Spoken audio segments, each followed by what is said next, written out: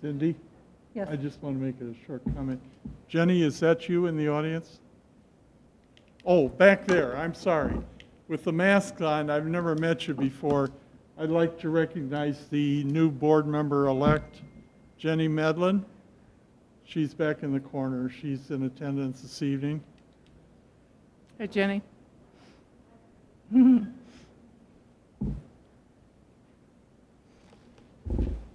I'm being told there's no live feed on the TV, just a picture of the school board right now.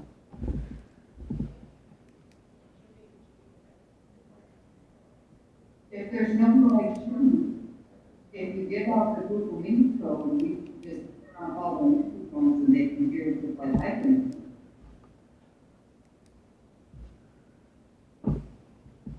Right? Can't see. What did she say? Okay, it's delayed. Okay, all right. Thank you for your patience. All right, Mr. Marshall, do we have any correspondence this evening? Thank you. There is nothing official other than numerous emails that were sent to the board's attention. And I believe, Cindy, you've responded to those. I have. Thank you. Thank you. All right, we'll move on to our liaison committee updates, and we'll start with you, Mr. Marshall. Any? No report on personnel interview. Thank you. Ms. Lessentine, do you have anything to report? Nothing from committees at this time. All right, thank you. Dr. Malkow, anything? Oh, I do. The Lake Central Education Foundation did meet last Monday. And as you know, that's the organization that does fundraisers in an effort to raise extra money so that teachers have the opportunity to provide enriching and stimulating activities in their classrooms. And we're like every nonprofit organization out there struggling with what we're going to do. We did come up with the idea to do the Culvers, when you order out a meal and then you get a certain amount of the proceeds. So if you want to mark this date down, it's December 10th. And they will be honoring, if you go in to order your meal and you say you're from Lake Central, they will give us, I believe it's 20% of the profit. And that's happening at both the Sherrillville and the St. John stores. So again, that's on December 10th at Culver's. So we would appreciate your support or any type of donations you'd like to make. And then for legislative, I have already reached out to Mr. Slager and Ms. Olthoff. Have not heard back from Mr. Niemeyer, but they are ready to get together with us whenever we're ready. And that's it. Great. Thank you. Sure. Mr. Baxo? Nothing to report from Dyer Redevelopment Committee. And I have nothing from the St. John Redevelopment Committee nor Dollars for Scholars. So we'll move on to our official school board business topics, consent agenda. Dr. Veraco. Thank you again. Do seek board approval for the minutes from our regular board meeting on November 2nd, as well as approval of the claims, payroll, and extracurricular expenditures you received in your packets last week. We have a motion by Ms. Lessentine. Second? We have a second by Mr. Marshall. Any comments or questions? Hearing none, we will do a roll call. Ms. Lessentine? Aye. Dr. Malkow? Aye. Mr. Baxo? Aye. Mr. Marshall? Aye. And I am an aye. Motion passes. Do we have any public comments on action items? None. With that, we'll move on to our official school board business topics, regular agenda. Dr. Veraco. Okay, so what I wanted to talk about tonight are some issues related to our suspension of in-person learning. And there are several different associated issues. The first of which is I did, after sending out the message to the community, receive some feedback from people regarding extending the suspension of in-person through the holidays. And, we have it scheduled so that we do have a quarantine period after the Thanksgiving holiday. I think it's important that our community know that, we are willing to suspend if the data presents itself in such a way that the ability to run our schools appropriately, stops being there. Also received some concerns from people who, when it comes to selecting what they are going to do second semester, whether it's in person or e-learning, that they were very uncomfortable with the November 20th deadline in light of the recent cases. I'm going to be honest, I don't know how much more time we can give. I visited with our people, and we believe we can add a week. The 20th was a Friday, so we could even, assuming we don't get a bunch of it done over the weekend, we could extend it through the 29th. But it's important for all of our community to understand that elementary section size balance is very important to both students and staff. It's important to students so that they can have a chance to get equitable attention from their teacher, and it's important to the staff so that they are able to provide that equitable support of students by having as close to an equal number of caseload as the people down the hall. The problem with the elementary, as everyone knows, is that we are doing exclusive e-learning sections, and so moving students back and forth at elementary is difficult. And what we have, currently in various schools are some imbalances that we're not super comfortable with. But if you remember, we did allow people to move back and forth for certain COVID-related reasons. If a student, for instance, had something happen in the family where they no longer were comfortable being at school, we allowed them to shift out.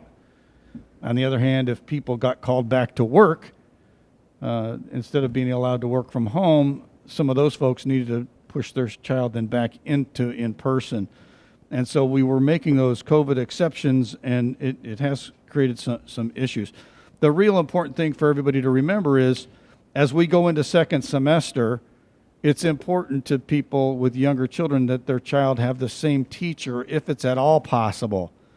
And so if you're going to try to keep as many students with their first semester teacher as possible, you really have to hand schedule every single student who changes. And when you hand schedule every student who changes, we do have some sections of e-learners who are from multiple different schools. And so it does require some finesse. Finally, I think if we have some teachers change, and probably a month ago I would have said I think we'll have more people come back than who will go out. I still sort of feel that could happen, depending on what happens here in the next few weeks.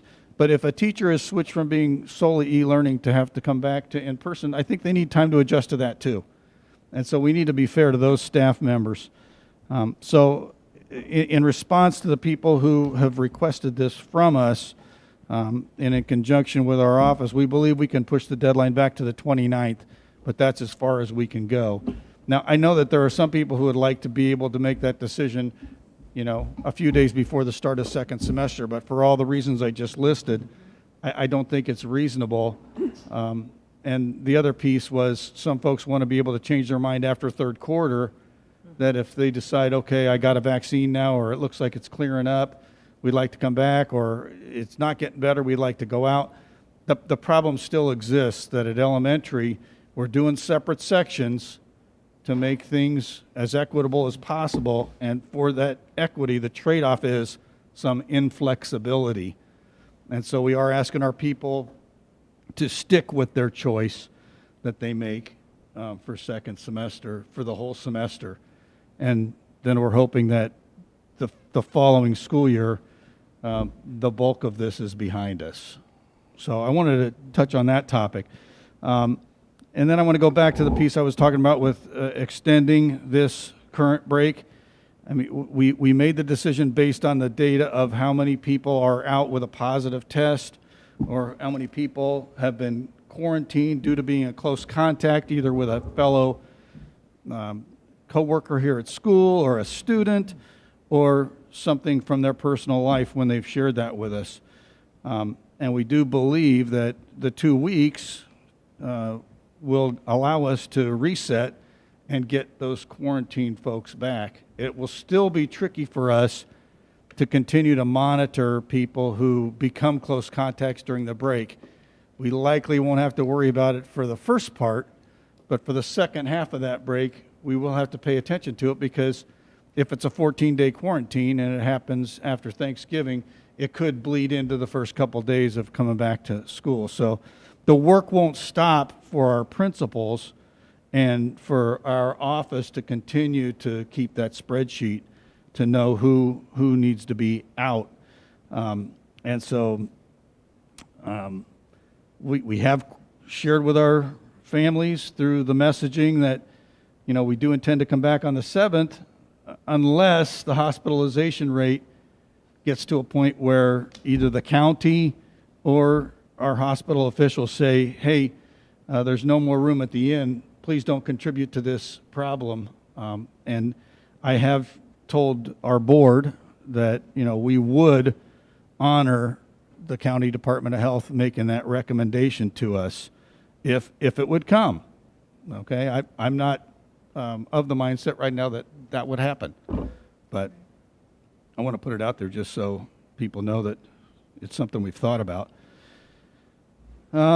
Some people are concerned about this happening again later in the year. I will tell you that from the beginning of this crisis, the people who said we need to be in school also said, but we also have to be willing to suspend school if the spread gets to be too great.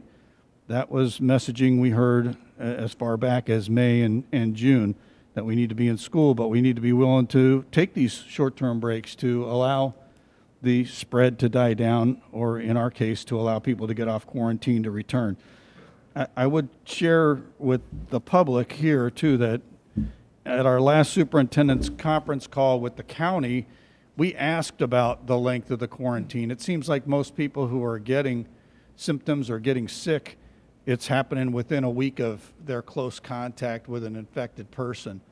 And it was interesting that Dr. Vavilala said, yeah, we had that conversation at the state, but the CDC and the state health department still is not comfortable shortening that 10 and or 14-day quarantine period down. But as many parents have said in correspondence to me, if you weren't quarantining so much, you wouldn't have such a staff problem. That's true. It is totally true. But we have made a commitment to follow those rules for our students and staff. I want to talk just a second about the governor's updated restrictions from last Wednesday. So we will have smaller crowds at any activities we do at school. We're down to 25% of capacity at our athletic events. Our athletic department has asked visiting teams not to bring their cheer teams to the games. They feel there's enough space on the side for the home cheerleaders to cheer at the games, but we've asked those other folks not to come. Our Lake Central athletic plan for athletic events has been approved by the county. It's posted on our athletic website. I think it's important for the board to know, too, that in a conversation not by me, but one of my peers had with the county today, they informed us that based on the data of the last 4 days, that we will be red on Wednesday per the state color code. At that point, the attendees at our extracurricular activities will be limited to family members only. So that throws a different curve at these athletic departments who are trying to run these contests and keep that thing going. So Larry, real quick, when you say red, that's Lake County was red, not just Lake Central, but That's the right. county. Okay, Yeah. okay. And so the other thing is that we were informed that the County Department of Health at some point may undertake targeted testing, meaning random testing of groups to try to figure out if there are, my gut feeling is at this point we're past that. I think that with the swirl and testing at 25% positivity on first-time testers in Lake County, I think that they have their hands full just with people who are coming to ask for a regular test, that they're not in the mode of doing randoms. But anyway, that was in his 20-48 update from last Wednesday, the governor's executive order. And then I also want to talk a little more about the quarantining piece, because a lot of people have said if you didn't quarantine so much, as I said before, you wouldn't have such a shortage of people, but it's important to know that our administrators are trying not to guess who's been in close contact with other people. We had somebody criticize the high school staff for using a measuring stick to go into the room and put it on the desk and swing it in a circle to see who's within that radius of that positive tested person. And while it might seem simplistic, it does take the guesswork out of it. So the rate and volume of the individuals being quarantined continues to, in my opinion, accelerate. As of 3 o'clock today, we had 215 more high school students who were sent home today alone. So I think based on that, in addition to 2 more staff positives today, we also had several staff stay home. 2 or 3 of those have been tested and are waiting results. So I think that the level of concern is definitely elevated at Lake Central. We're still pretty darn comfortable with the decision we made last week. I want to say a little bit about the impact date on the website. After Wednesday, we won't post for a couple of weeks because I don't know how accurate it will be anyway. We will get back on that right as soon as we return. We're also going to include a new row for transportation on that chart and a new row for maintenance and central office staff. We've only had one that I know of, but we've had some corporation maintenance and some transportation folks that I think need to be reflected so people get a clear picture. I've had some community members ask me why we're not doing that. It wasn't intentional. It's just that they're not full-time in the school, so it's not as critical as our teachers or support staff in the school. So we will add that to the report. And then the final thing, and I think we have some teachers here tonight to speak to this as well, we've received some inquiry about staff requesting to teach from home during the upcoming suspension of in-person. I'll just repeat for the board, when we had the discussion last summer, you recall that through conversations with our tech director and others, our hardwired desktops at school have massive bandwidth and are more reliable than many home networks. That's not to say that all home networks are poor. Some of them are very strong. But it's been shared with me by our tech department that our bandwidth is better than nearly everybody in a home system. If you recall, in the spring, we did have some connectivity issues as well, where some students missed out on the teaching and learning on those days. That's something we are not comfortable risking. We also talked about collaborating among grade level and department level teams, which was a reason why we wanted to be in school. I'd also share with the board that the majority of regional districts are having their teachers come and instruct from school. But I also want to share that if this initial suspension of in-person goes on longer and becomes more significant, we're not opposed to revisiting it. We just believe for the first 10 days we should stick with what we decided last summer. I think you're going to hear from some teachers, and I'm not opposed, if the board so wishes, to allow anybody who's signed in. This is not an action item, so this, again, would typically go at the end of the meeting. But since I just shared with you how we made our decision, I think if some teachers have some things they'd like to share with all of you, if you're not opposed, I'd say they should be able to say that at this time. All right, Deb. Are you opposed, or are you okay letting them come up and talk? I'm sorry, can you repeat the question? I was thinking of something else. Sure. So are you opposed to letting some of the teachers, if they wanted to make comments about what Larry just talked, excuse me, Dr. Oh, Veronica just talked about? absolutely. Letting them come up We've now? acknowledged that, correct. Sure. Thank you.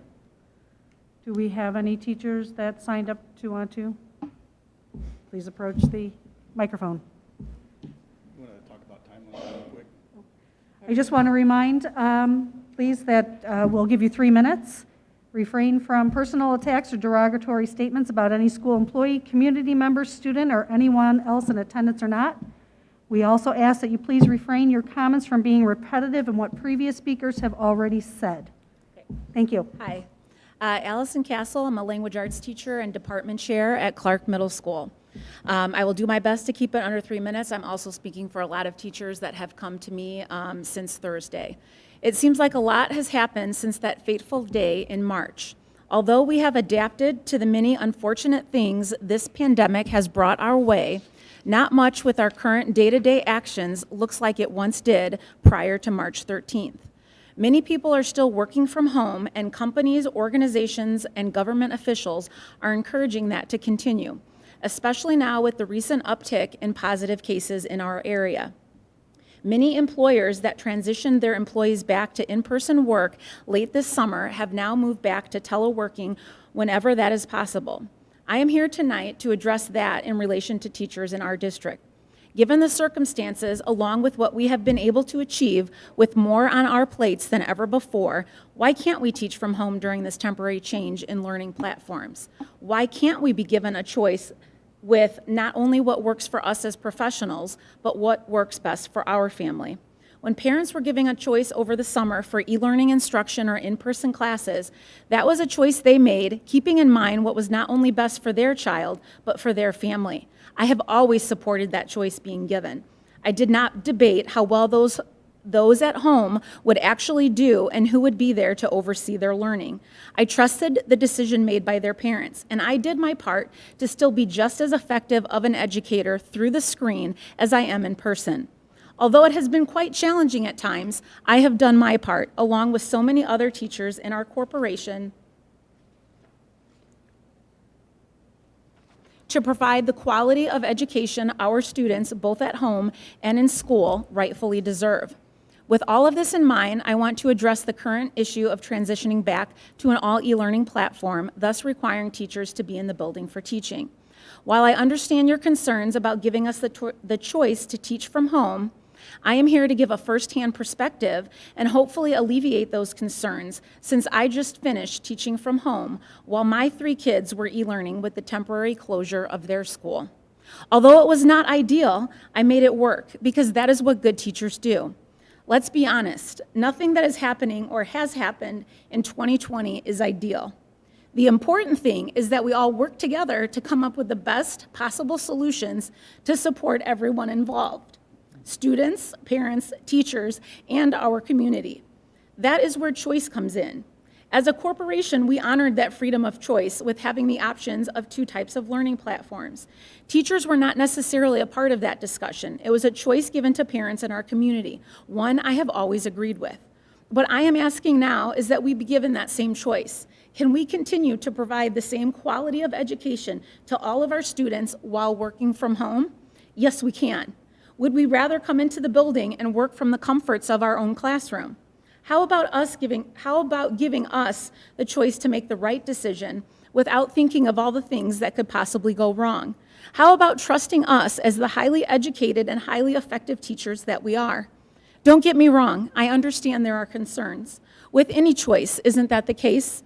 In regards to the worry about distractions from our own children who are e-learning, my 20 years of experience and a master's degree in education have made me an expert multitasker, planner, and organizer of chaos. I can attest to the fact that all of my colleagues are well equipped to handle the challenges that may come our way, just like we do in the classroom. Throughout my years of teaching, I have successfully managed and instructed 30+ students in a single classroom with a wide range of needs and abilities. My 3 young children in grades 1st, 2nd, and 4th successfully transitioned into e-learning while I was focused on my own 8th graders at Clark. I wish I could take credit for how well my kids did with their e-learning, but the credit doesn't necessarily go to me. Guess who it goes to? They're amazing, wonderful, and dedicated teachers. Sure, I prepared them ahead of time, explained what the day would look like, reviewed what sites they'd need to access online, as well as how that would all look in relation to Mom's schedule. I was not anywhere near them during e-learning. My oldest was upstairs at her bedroom desk, my youngest was at the desk in the kitchen, and my son downstairs in the basement. I set up camp in our den. While my children were on their own Google Meets, I ran mine and successfully taught from home. We all had our designated spots, and as an experienced teacher dedicated to her own students, I not only made it work, I made it work well. Sure, every now and again there was a small interruption. After all, we all make mistakes and need our mom every now and then. However, wouldn't there be interruptions at school? I still have 8th graders interrupting the flow of a lesson to ask a random question or share a random thought. Having that happen at home, however seldom, just normalizes the situation. Something we can laugh about and move on, just like we would in the classroom. Again, teachers were born to deal with this. Just trust us to do our jobs in any environment. After learning on Thursday the details of our teaching responsibilities during this temporary change in learning platforms, we were also informed to either seek out our own childcare or utilize Adventure Club. After many teachers expressed concern over safety, number of children in attendance, and the unexpected cost of Adventure Club, we were informed Saturday evening that we can bring our children to work with us. While this may be functional for some, for me and many others, it is actually much more of a distraction and a disruption to our teaching than teaching from home would be. I already outlined how well at-home teaching and e-learning worked for not only me, but my students as well as my own children. If I were to bring my 3 children to school with me, we would all be dealing with a much smaller space, not to mention not our own areas to function, learn, and teach. Additionally, my schedule does not align with my children's e-learning schedule, nor does each one of my kids have the same schedule. That would mean the expectation would be for my children to sit quietly in a classroom for a minimum of 8 hours without outside breaks or time to regroup, relax, and reset. At home, they have the room and freedom to accomplish that without disturbing my teaching. Honestly, given these circumstances, I'm not sure how bringing them to school would be a better solution than me working from home, a routine that was already established and successful. The next issue deals with the worry that we will not be fully invested in our own students, but rather our own children that we are home with. I am here to say that could not be furthest from the truth. You see, I made 3 kids take a back seat to my students during school hours. Even teaching from home, I can prioritize my career, something I take very seriously, and something I continue to work hard for day in and day out. My own students will continue to be the driving force behind everything I do, even if I was working at home. My kids realize that I will help them after e-learning is done, just like I would on any given day. Going back to what I said earlier, they too have some pretty awesome teachers on the other end of the computer helping them along each step of the way. To think that teachers would not be able to respond to these unique circumstances with the utmost proficiency and skill is really a blow to our profession. Think back to all the challenges we faced in August, learning that we would be teaching both at-home learners and in person at the same time with not much support initially. We not only accomplished that seemingly impossible feat, we did an amazing job making it work and making it work well. After asking the board for time and help to continue to make the current model work, we have raised the bar with teaching in 2020 during a pandemic. Please trust us here and know that we can make this work. Give us the choice to either work in our classroom or create a temporary classroom out of our home. If we were afforded the professional courtesy to teach from home, what about technology and internet issues?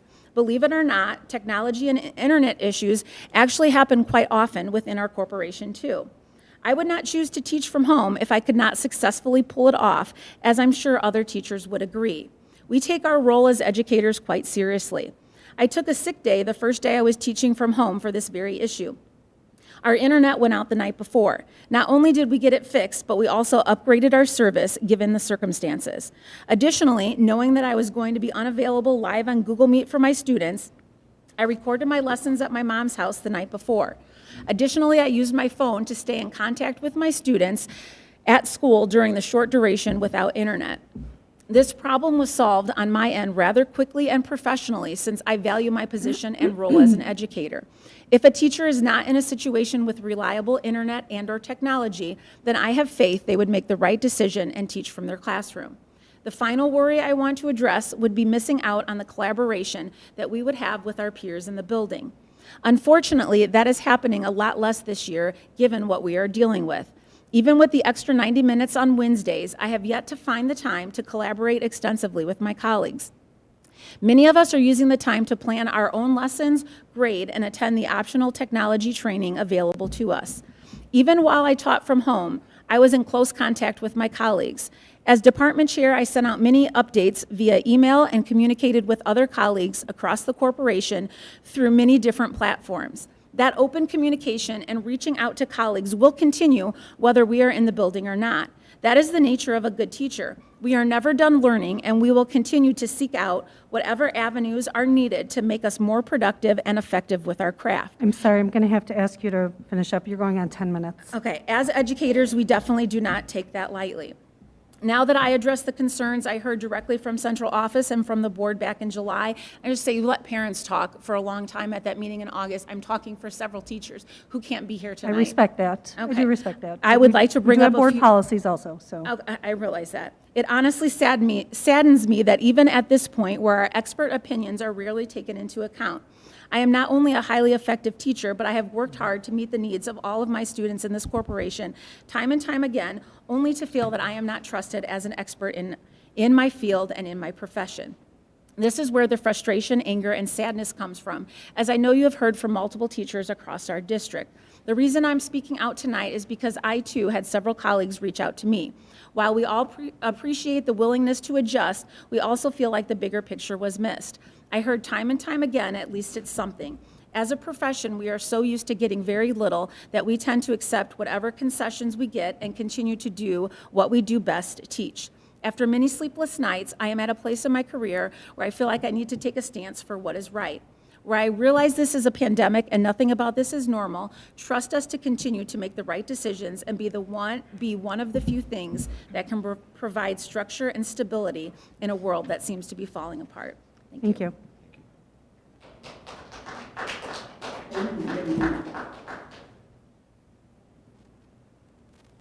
Did we have anybody else?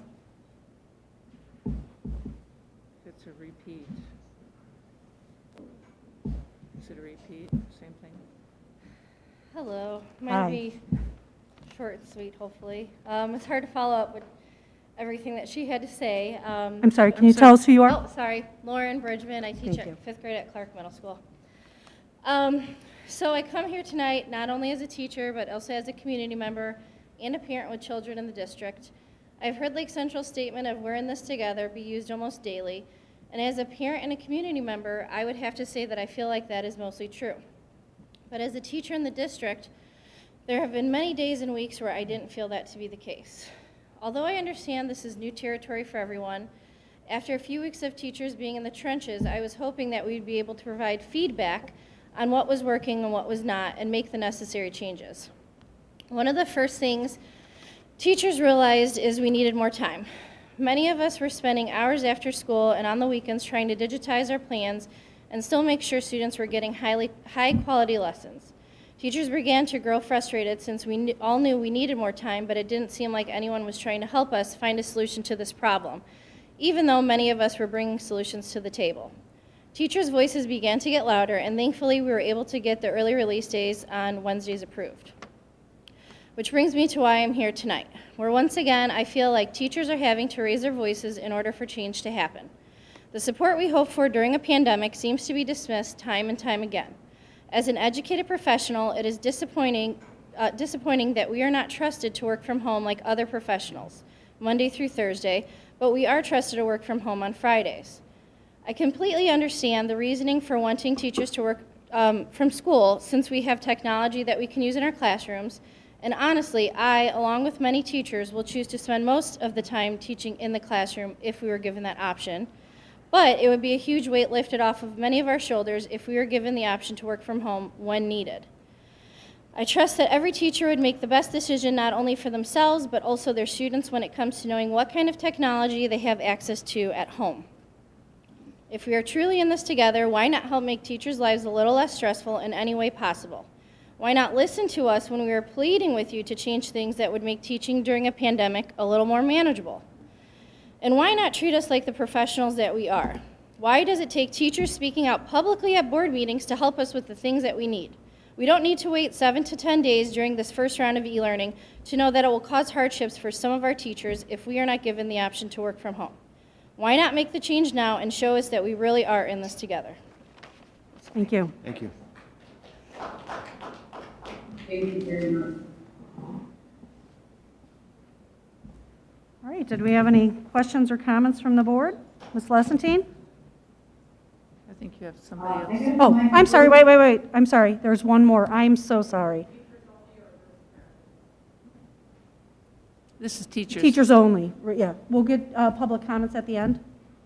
Thank you. All right, I'm sorry. Ms. Lessentine?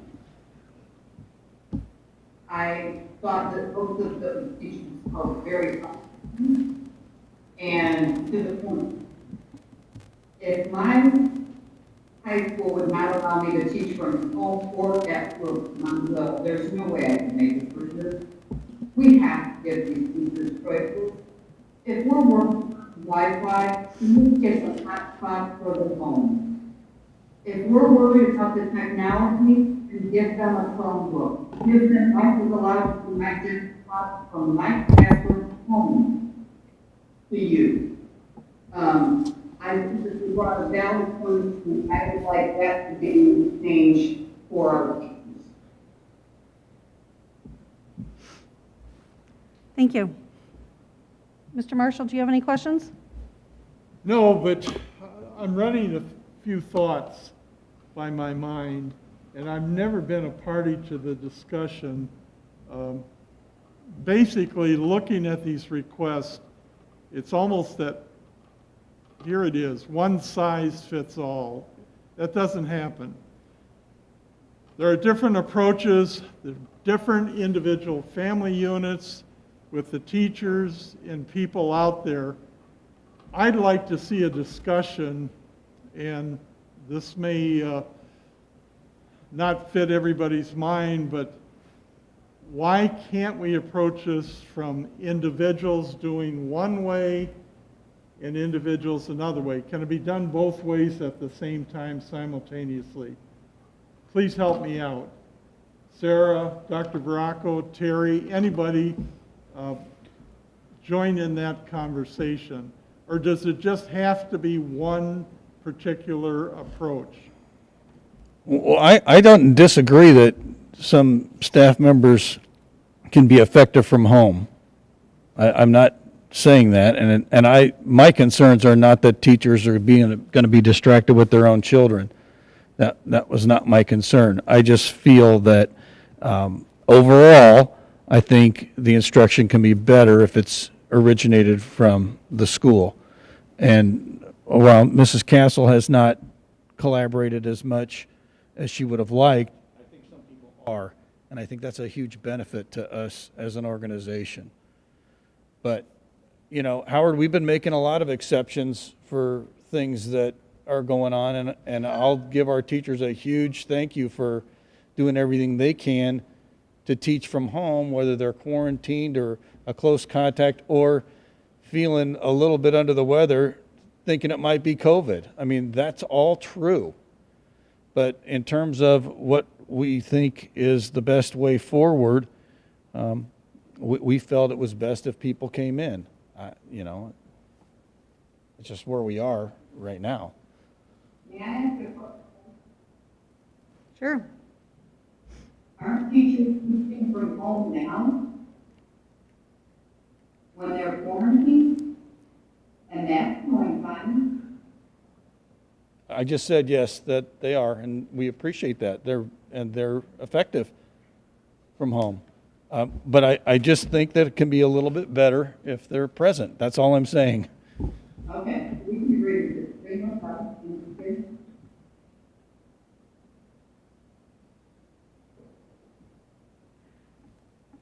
Mr. Baxter, Dr. Malkow, any questions or comments? I have none. Well, I really struggle with students being brought to school, the children being brought to school. So what will happen to that? If I have like Allison has a first, second, and fourth grader, if she would bring them to school, where would they be? Would they be in her room? Correct. See, that makes me uncomfortable because of confidentiality and not that the other situation doesn't make me uncomfortable also. You know, I think this whole situation, I hear teachers come and they complain and say, you know, you don't listen to us. Why do we have to come here and talk to you? You don't listen to us. And I want to tell you that this is part of the process. You know, it's part of the process. You know, we govern what the administration does. So you don't always have the direct answers, and this is part of the process where we collaborate and talk and we work as a team. I have never been up here and heard Lake Central not be supportive of teachers. And I find it offensive that you say that. That is so untrue.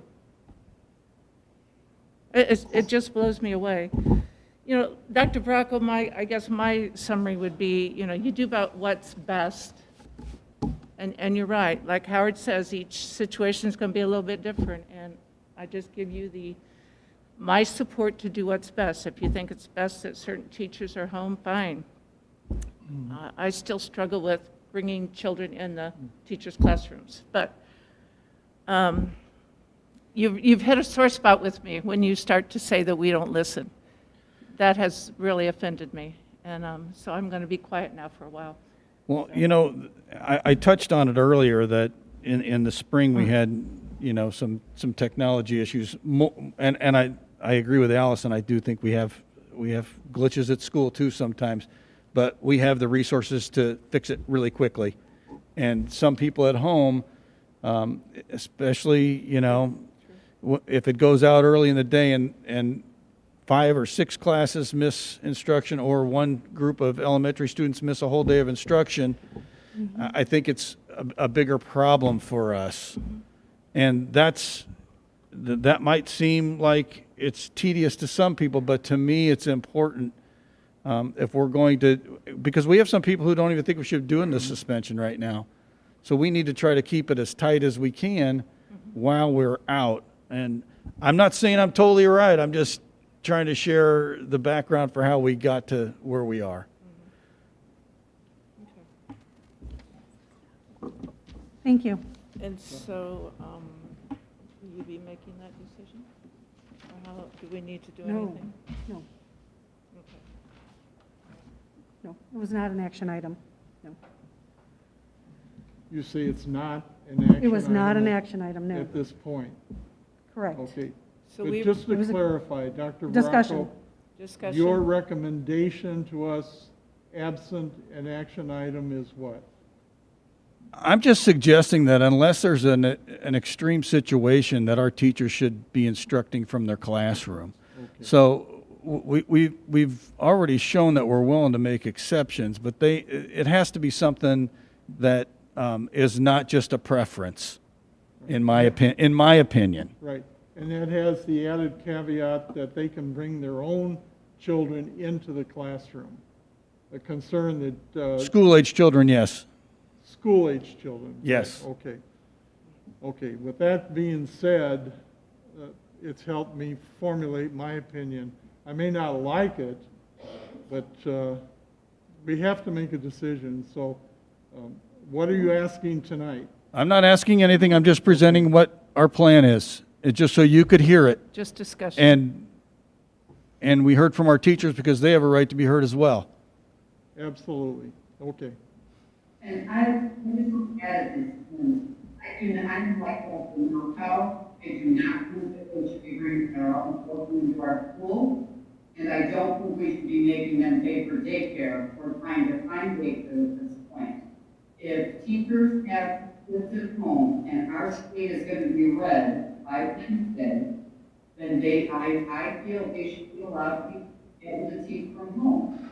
If an administrator says the teacher is not being effective, then that teacher, okay, bring them in. But why are we doing the ones trying to fit wall? But we're doing that to our community when we're putting our schools on, we're shutting down for 2 weeks. We're telling our community, you have got to find alternative care. That may be Adventure Club, that may be a private babysitter. We have community too. And I understand that completely, but I don't know if our state is read and our state, we're telling people that they won't quarantine for 2 weeks to clear this out, but we're going to be bringing staff into the building. That to me just sounds like not more on that wall. And little kids and other people.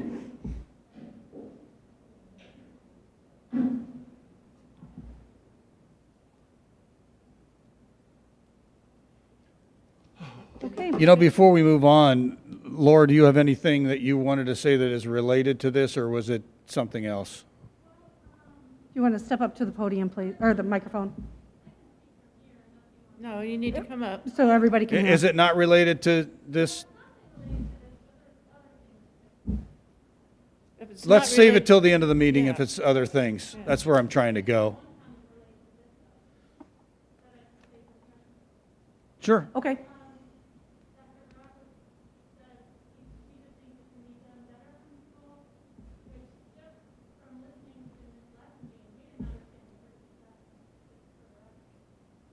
You're not alone. I sit up here and I have problems too.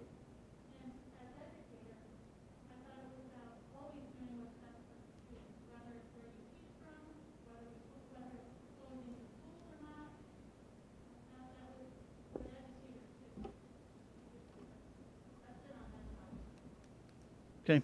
Thank you. Did you complete your section, Dr. Varaka? I did. Thank you. Now, I'm sorry?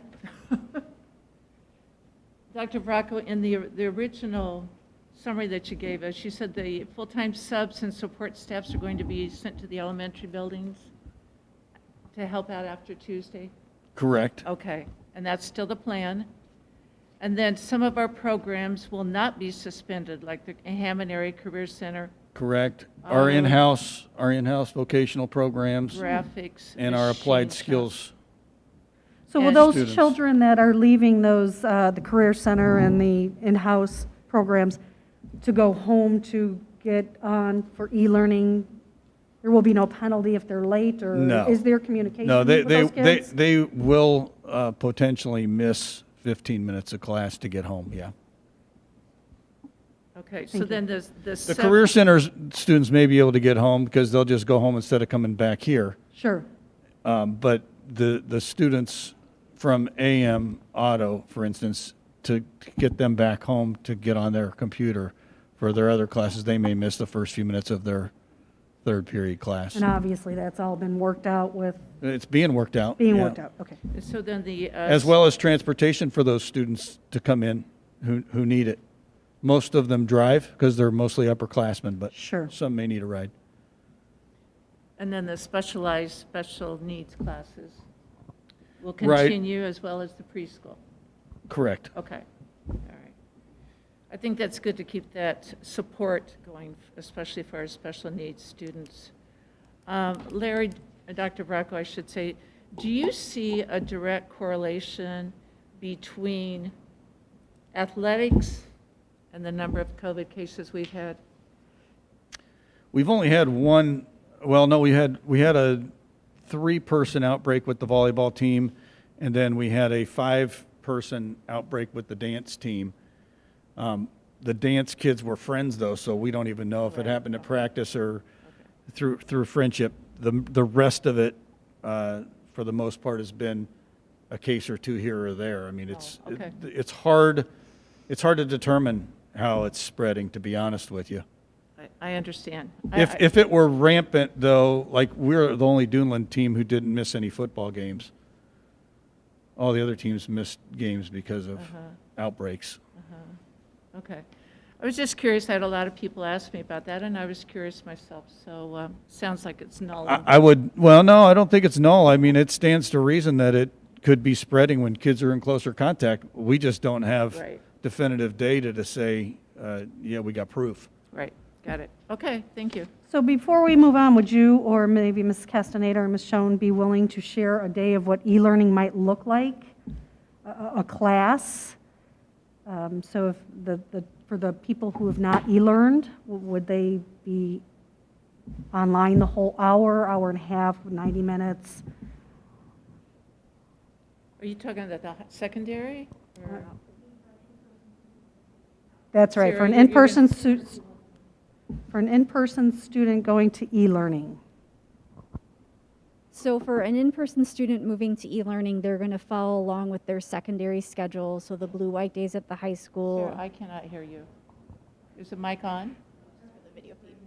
It's just for the streaming. It's just for the streaming. Oh, So at the secondary level, they're going to be following their regular schedule. So for the high school, they'll still continue to follow all the blue white days at the middle school level. They'll still continue to follow their bell schedule. We'll still do the early releases on Wednesdays, so there's that additional teacher prep time at the end of the day on those days.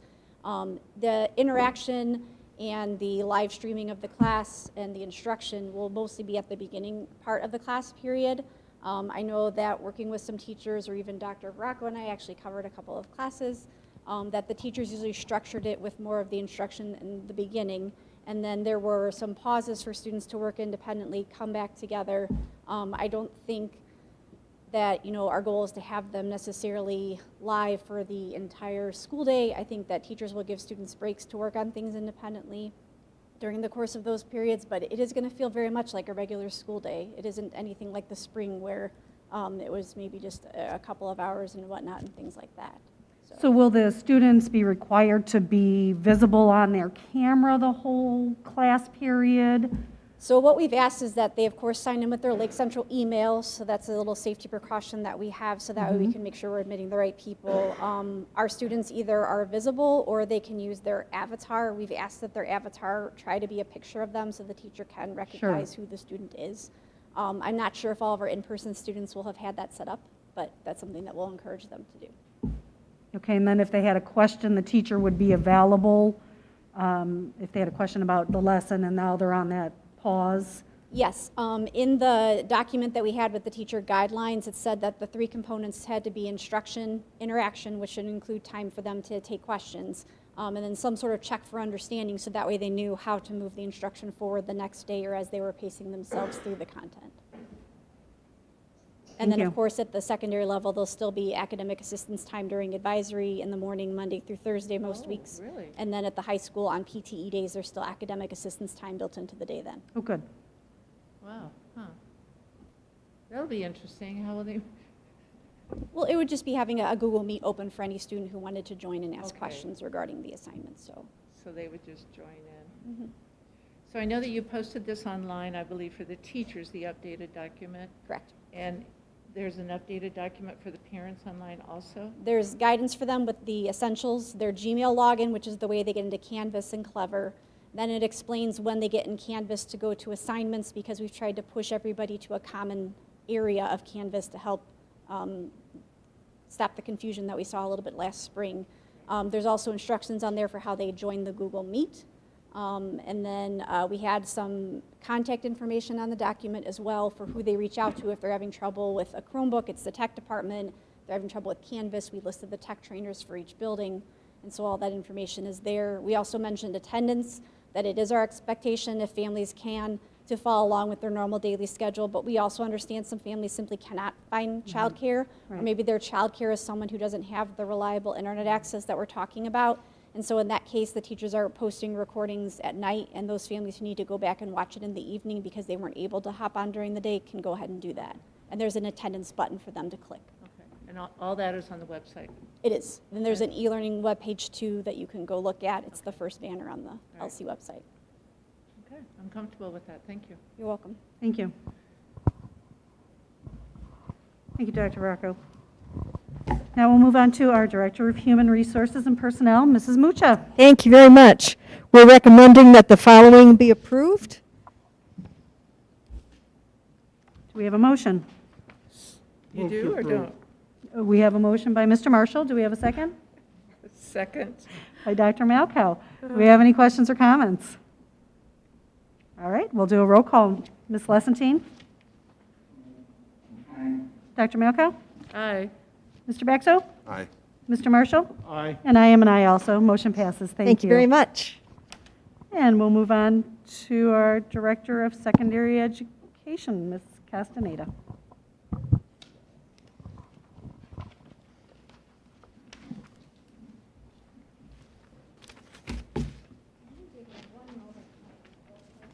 I am so excited to see this. I've got to move. I think I'm going to move down. Do you have handouts on this, or?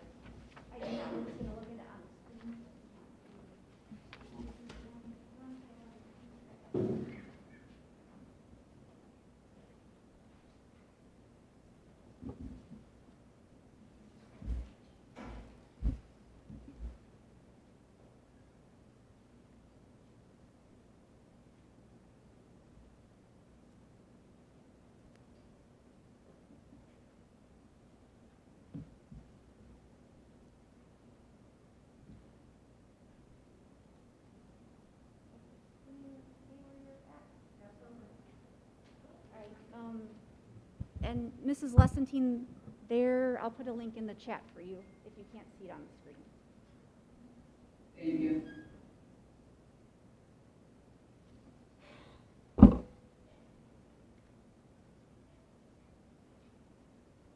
So as we've talked about many times, typically the kind of data that we bring to you is the data from the state.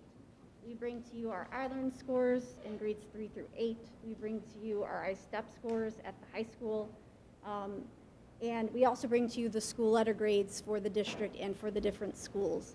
And many times we've had to explain to you that that data is from a previous school year because the test has been so flawed that they've had to discount the data that they've collected from the students testing that year. And I do believe I shared with the board a recent Chalkbeat article that noted that 3 of the past 6 years we have had to use the data from the previous school year because the test has been so flawed. So a number of times here we've talked, and I know Dr. Malkow has also mentioned, that it would be wonderful if we could see all the good things that are going on here in Lake Central instead of just focusing on a single solitary test that we can control and that we know is not valid. So we have been working since last year on this dashboard with all of the district information. So on the landing page of the dashboard, we have our mission statement and our belief statements, and then we have several points of pride. The fact that we're an A-rated school corporation. We have 2 blue urban schools within the past couple of years, Bibbich in 2018, and of course this year Coling Elementary was a blue urban school as well.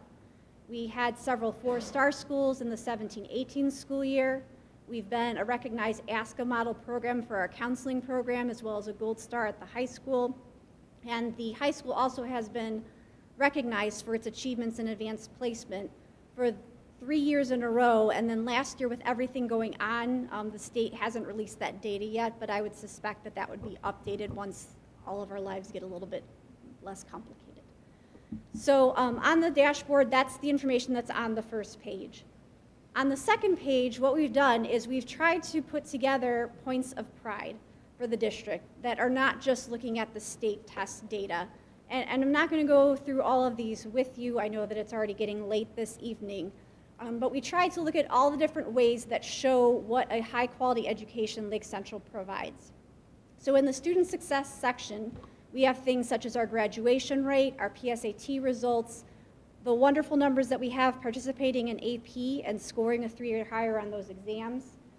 We've also listed out all of our career and tech course offerings, dual credit classes, AP courses, things like that. And on this dashboard, the neat part is that on some of these items, when you click on the data, we've been able to put together charts that show historically how we've done. So this is a chart that's showing, for example, the growing number of students that we've had participating in our AP classes over the course of the past several years. Not every indicator has a chart like that, but we have tried to put them in as often as we could when we had the data available. A few other items we have: number of college credits that our high schoolers have earned, the money that's been saved to families because of that, the number of scholarships we earn, the high number of students we have participating in algebra at the 8th grade level. And then in the interest of transparency, at the end, I'll admit, we put all of the state data, our iLearn ELA, iLearn Math, iRead 3. We had hoped to add in the TRC data from our elementary schools. There is 1 year's worth of data on that, but keep in mind last year, since we didn't wrap up the school year normally, we weren't able to finish that out to show that true growth across the entire year. And so some of this data will definitely get a lot better once we get beyond last school year and this school year, just because of some of the limitations that are in place. But we're very happy with the student success section and being able to highlight that information. We also wanted to include information about our school environment because there are some definite bragging points there as well. We were looking at our student-to-teacher ratio. For example, again, if you click on this button, it also will break it down by the number of students, number of classrooms in each school, and what that translates to in a student-to-teacher ratio. We brought class sizes to you a couple of board meetings ago, and there definitely were some positives there in terms of the elementary class sizes as well as the secondary. We also have some things that you could find on the state website, like the attendance rate, but then we also have things that show 64% of our students, at least once in high school, participated in an extracurricular. That's wonderful that our students not only are challenging themselves academically, but getting involved in groups and organizations to expand themselves that way as well. We have information about our teacher evaluation ratings. And again, a definite brag point to say that 99.8% of our staff is rated effective or highly effective. We have a 97% teacher retention rate of staff that want to continue on with Lake Central the next school year. We have 35% of our staff that have a master's degree or higher.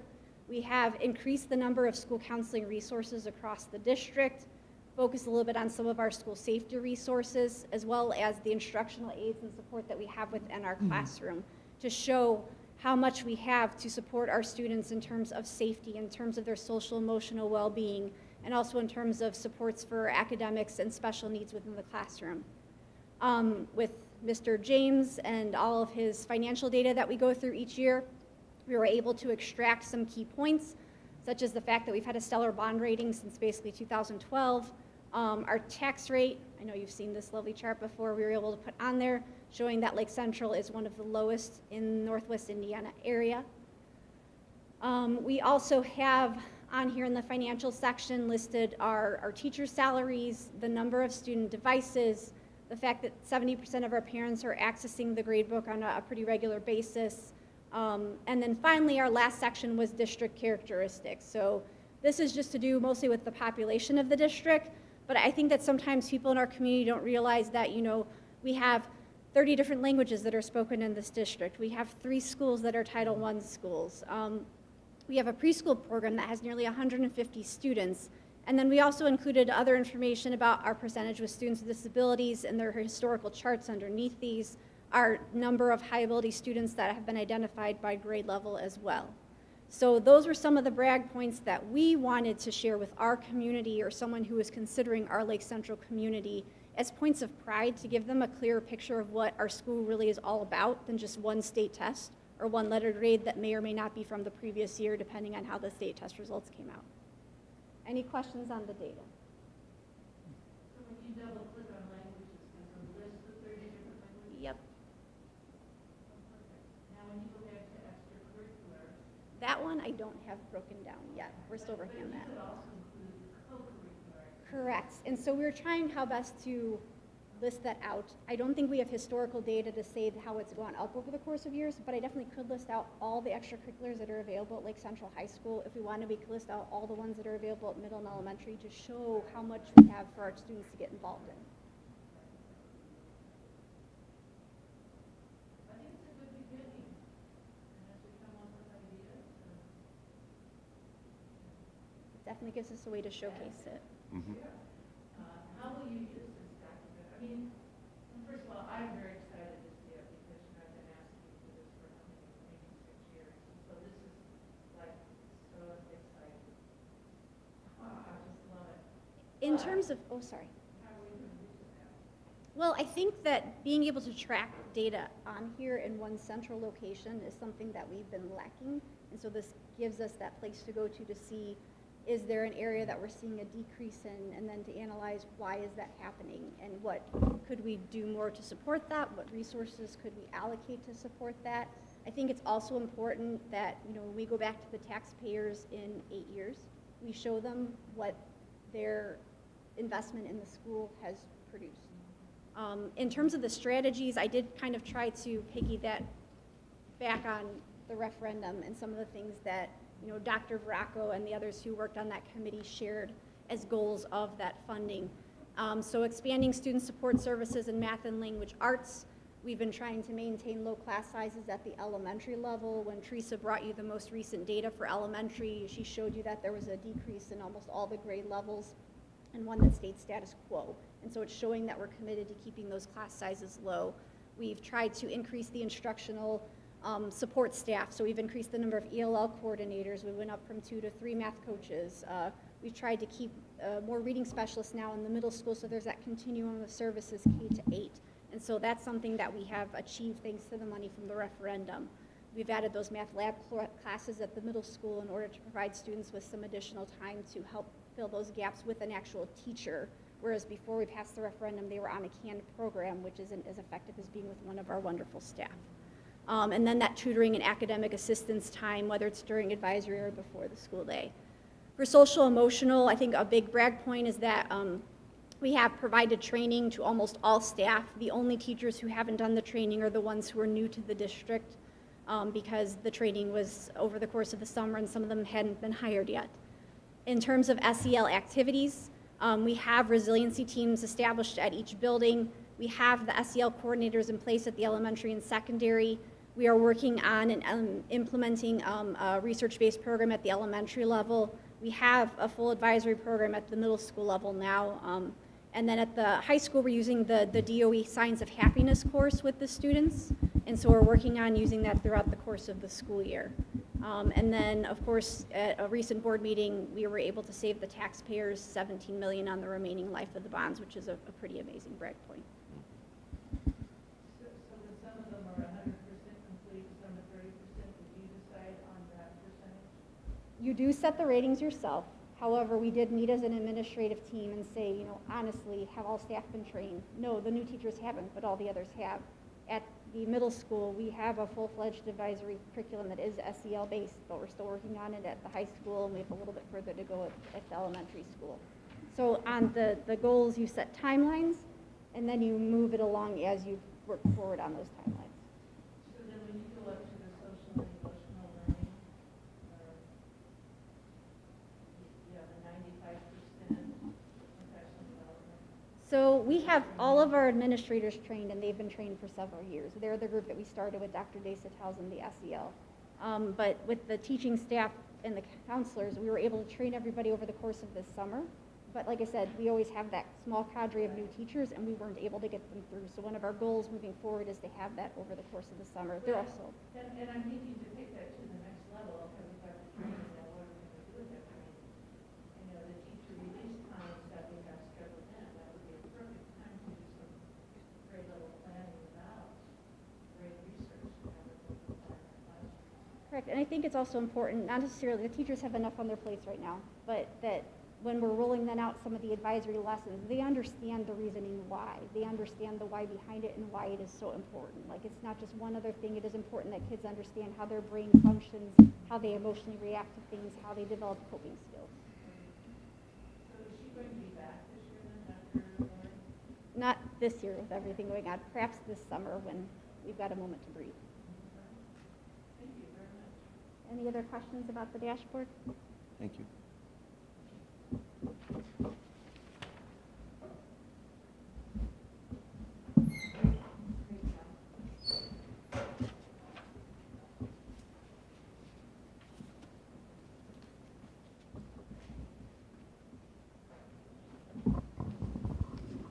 Thank you for that, Mrs. Castaneda. And who will be presenting for Director of Student Services, but Mrs. Grimala? Thank you very much. I am requesting a professional leave request for some of our teachers and specialists to attend virtually a webinar on virtual assessments. So moved. We have a motion by Mr. Marshall. Do we have a second? Second. Second by Mr. Baxo. Any questions or comments from the board? Hearing none. Ms. Lessentine? Aye. Dr. Malko? Aye. Mr. Baxo? Aye. Mr. Marshall? Aye. And I am an aye. Motion passes. Thank you very much. And we'll move right to our Director of Business Services, Mr. James. Thank you, Mrs. Sues. My first time is to seek your approval on the donations that were originally in your board packet, plus the additional donation that came in today. So moved. Second? We have a motion by Mr. Baxo and a second by Mr. Marshall. Do we have any questions or comments from the board? Hearing none, we'll do a roll call. Ms. Lessentine? Aye. Dr. Malko? Aye. Mr. Baxo? Aye. Mr. Marshall? Aye. I am an aye also, so the motion passes. Thank you. Thank you. My second item. Hey, before you is- go on, can I say I want to thank the Rotary Club Absolutely. for donating that $4,000. It was a matching grant through their regional group for the UNI project. We had gone and added shelving units and books last spring. Unfortunately, we were unable to get out into the community with them, but we certainly look forward to utilizing the mobile library again, hopefully this summer. So I want to just especially thank my Rotarian friends for that generous donation. It's great to Sorry, hear. Rob. No, thank you for reminding me, Larry. That is very nice. Very nice. And as Larry said, that we've already purchased that. It's ready to go. It would have been out this summer if it wasn't for the pandemic. So again, thanks to the Rotarians. Moving on, after the Bork packet came out Thursday, on Friday, we were informed of the annual teacher appreciation grant from the state. And at that point, we were given the allowance or how much money the district as a whole was going to receive. As you can see in your board packet, is very similar to the amount that we received last year. And so my business department, we are working now to work on teacher retro pay and updating the new contracts. And so we're going to roll that out on December 4th. And then we're going to focus on getting this teacher appreciation grant dispersed to our teaching staff. And so our current plan is to be consistent with what we've done in previous years and give that money on a separate pay. And we intend to do that on Thursday, December 10th, to our teachers who were rated effective or highly effective in the previous school year and are still currently employed by us. That is statutory by law. What I'm seeking your approval for, though, is, as you know, in 2017, the General Assembly modified the law, and it says that only classroom teachers are allowed to get this money. And we've always taken exception to that. We've never thought that was fair, that there's a lot of other people, certified staff members, counselors, deans, administrators, school psych, social workers, tech trainers, who are just as valuable to the success of those kids. And so we've come to the board each year to seek your approval to pay those additional teachers or pay those staff members an amount out of our education fund equal to the amount that the people who are getting inside the teacher appreciation grant. So in your advised packet, we've given a list of the people who we seek your approval to give this additional money to, and I seek your approval. Move to approve. We have a motion by Mr. Marshall. Do we have a second? Second, Second by Dr. Malco. Any questions or comments from the board? do you know yet the amount between the effective and highly effective? Do you know the? Not exactly. Specifics? By law, it has to be a 25% difference. If you recall back in the day, it was $1 difference.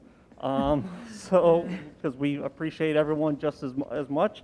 I can tell you that last year, the highly effective amount was $685, and the effective amount was $548. So I'm guessing it's going to be very close to those amounts. Okay. And so the state says that it has to be a 25% difference. That's correct. In essence, they got irritated by people like us thumbing our nose to it and just making it $1 difference. So then they said it's got to be a 25% difference. So I get it. Thank you. Okay. Okay. That was my question, so now we call for a vote. Well, any other questions? All right, we'll call for a vote. Ms. Lessentine? Aye. Dr. Malco? Aye. Mr. Baxo? Aye. Mr. Marshall? Aye. I am an aye also, and motion passes. great, appreciate you. it. Thank you. All right, now we move on to our public comments.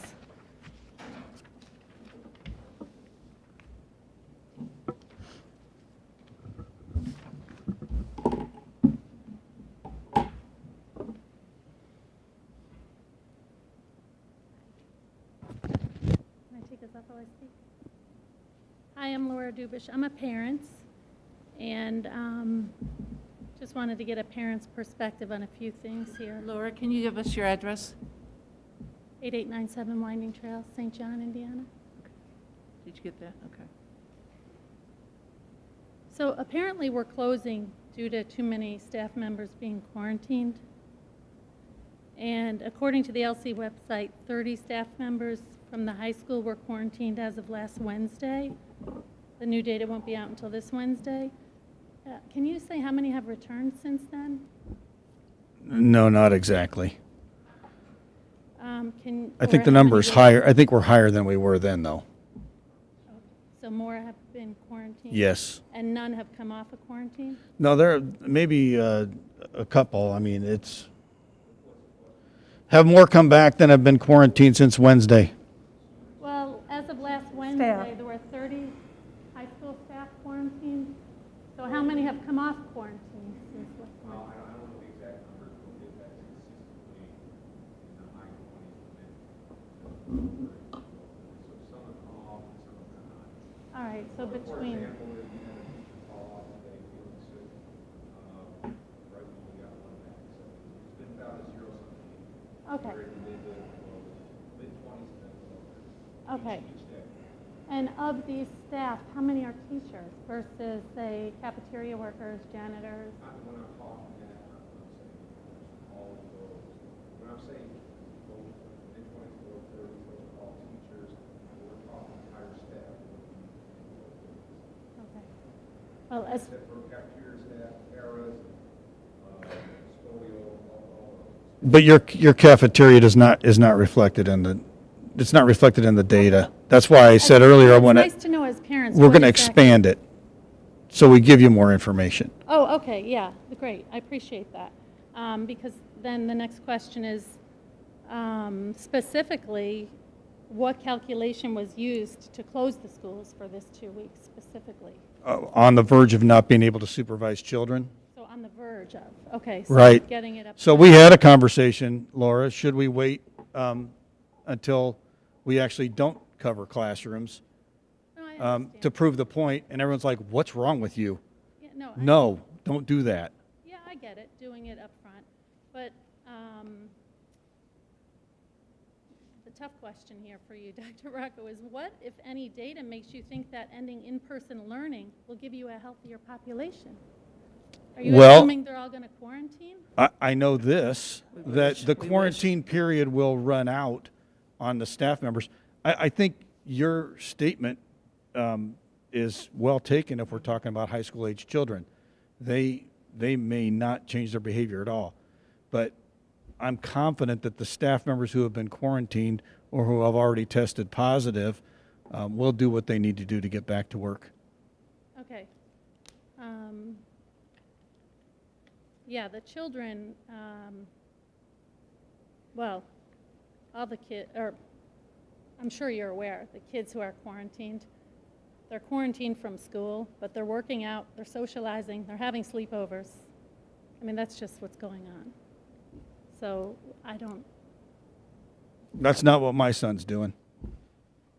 okay, well, a lot of kids are. And I think I'm we in a wish we very could populated high school kids all over my neighborhood. I acknowledge that, That's what- but the reason for the suspension was, I mean, the student quarantines are out of control too.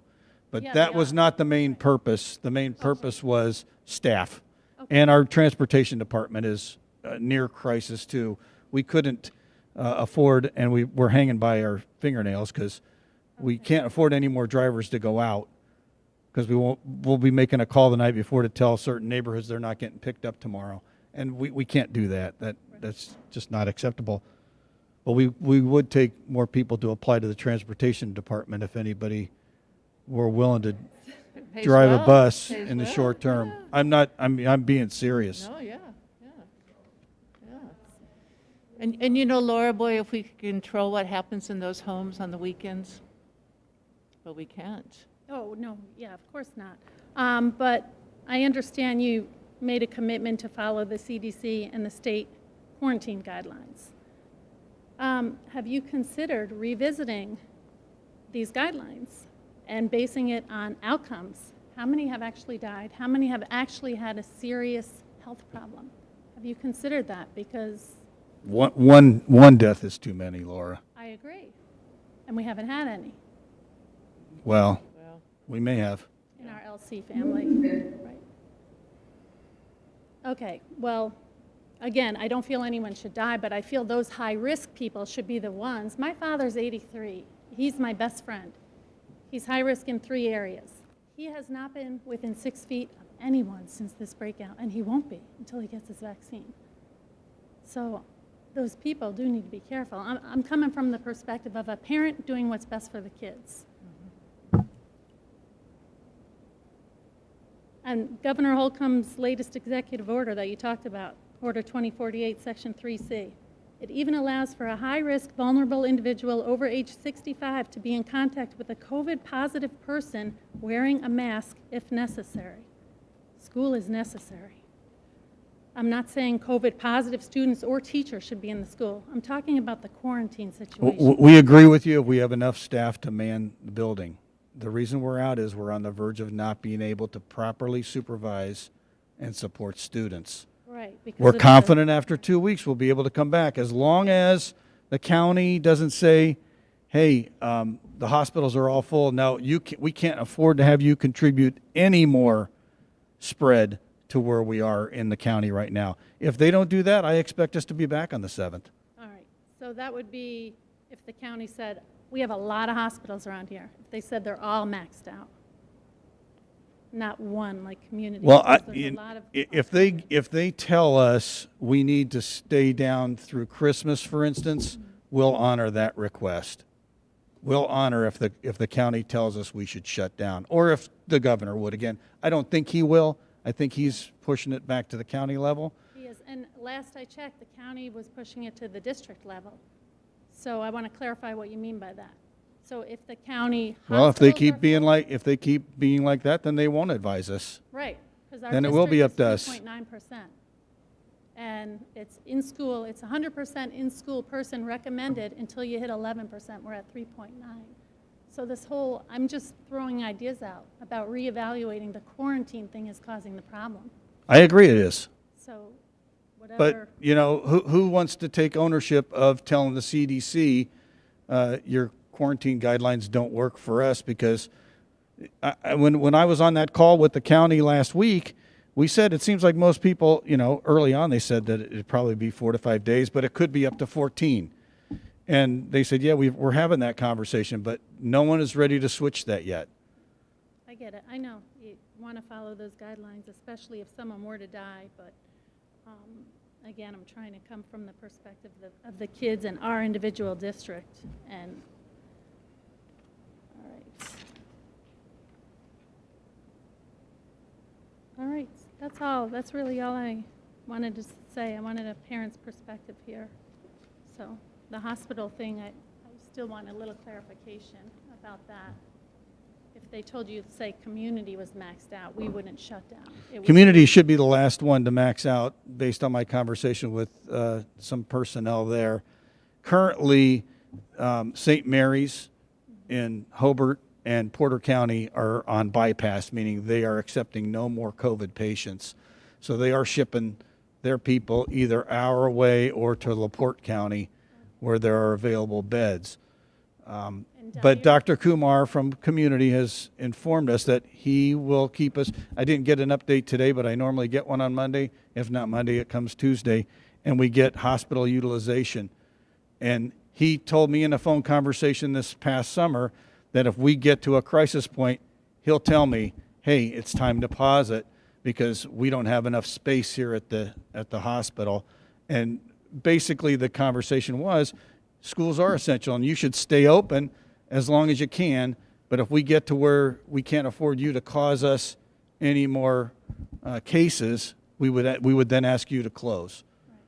So I think what I was trying to say earlier is I think that recommendation could come either from the hospital network, so to speak, or the county. We would honor either one of those because we trust those people. But the reason for our short-term reset here is staffing, not severity of illness, because that data probably won't be analyzed until a couple or 3 years down the road, to be honest. Well, the good news is community is still doing elective surgeries, so it can't be that bad. They're talking about stopping them, but they're still doing electives. So, and then we have St. Anthony, we have Dyer, but hopefully we don't hit that point, and hopefully this reset works. We agree. But from all the parents that I speak to, their fear is that, oh, then we're going to shut it down through all that, and then we're going to do another shutdown and another, because of this quarantine thing. So then comes the question, maybe there's a teacher shortage? Is that why we don't have enough subs? Well, you know, we had a lot of veteran teachers who were retirees who sort of helped us out, and it was a blessing. But this year they've opted out. And so that took a significant dent out of our substitute base. And then a lot of people did what we did. We said, hey, look, we're going to need these subs. Let's hire more than we normally do and tell them to report every day so we lock them in to Lake Central. That's still not enough. You know, we've been having counselors and others fill in a class here or there just to try to get by. And when we met with our administrative team last week, we said, hey, can we get through? Can we make it? And the numbers keep going up. And while most of the quarantines today were students and not staff, there still were more staff members that go down. And there are other issues related to, you know, as Mr. James was saying earlier, our support staff, they support teachers. The teachers are the main cog, but those other people are essential for us too. So when we don't have enough of them, it disrupts the flow. All right. Well, thank you for hearing our concerns. Mm-hmm. Thank you. And what are the guidelines for substituting? We still have 2 levels?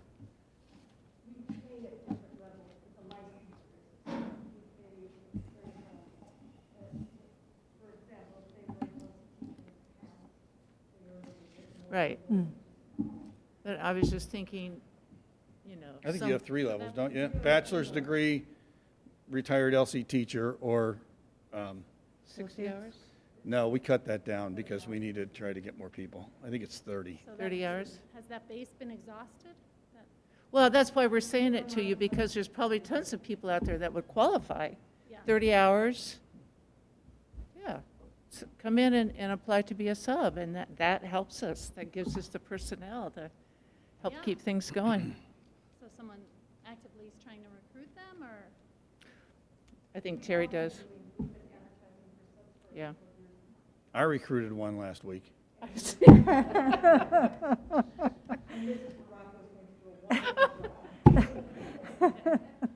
is cute. Okay, thank you. Thank you, Mrs. Virago. Oh, dear.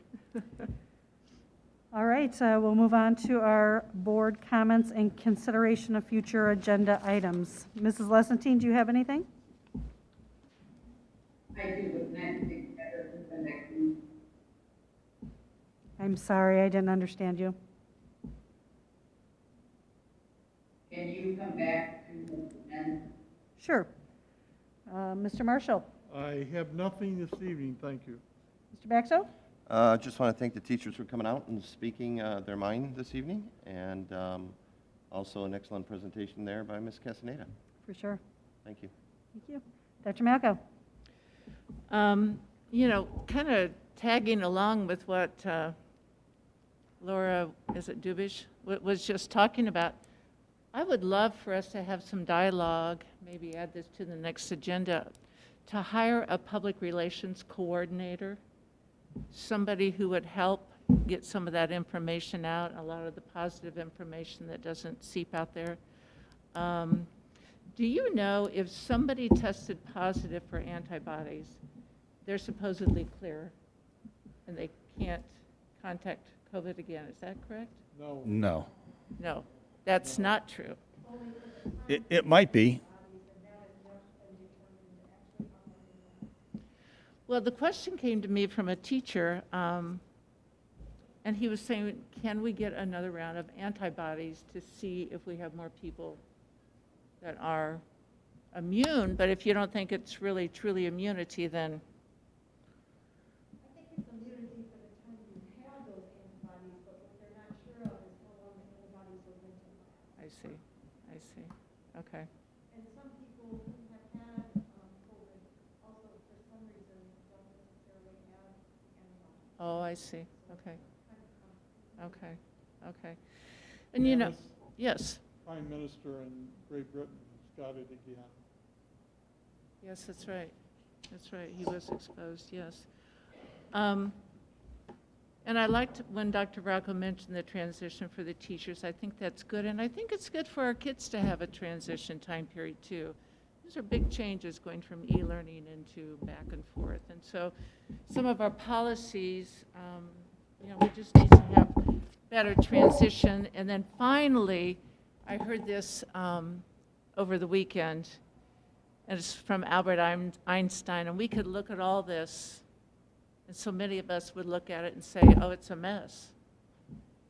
But the real person that can look at all this and say it's a miracle is the person that's going to keep moving the world around. And that was from Albert Einstein, and I thought that was so cool. So I think it is a miracle what you're doing. It's not perfect by any means, boy, but keep doing the good work. Appreciate it. Thank you. Ms. Lessentine? Congratulations, Cindy, Janice, and Jenny. Wanted to remind people about December 10th at Culver. Thank you, teacher. I sent an email with my statement earlier. And that's good. Thank you for all you do. Thank you. I would like to congratulate Mr. Begley on his promotion from, I'm sorry, you're going to have to tell me. He's waiting on Congress? But what will your new title be? To command, so. What?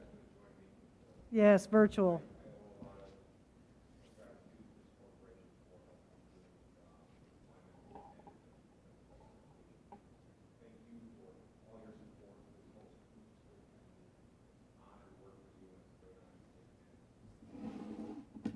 Well, thank you.